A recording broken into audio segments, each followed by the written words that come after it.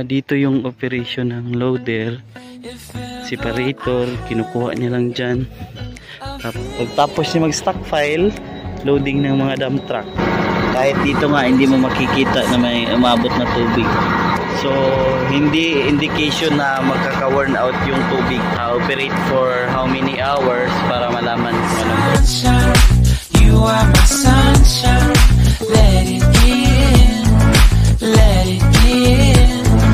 Oh sunshine, you are my sunshine, let it in, let it in.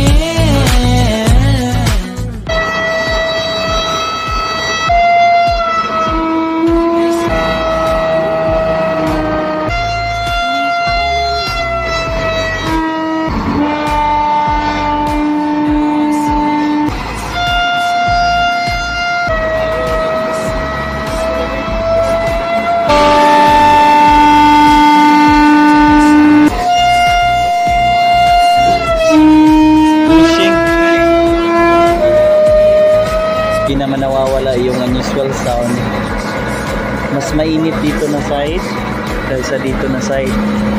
Ito pwede mo check the internal parts. Na-pull out na natin yung cylinder naman siya. Wala namang gas-gas, wala namang something gas na konti, pero hindi naman siya yung grabe. Piston na to, itong rod na to, at itong bell. Wala namang gas-gas yung tabi. May problema sa rod.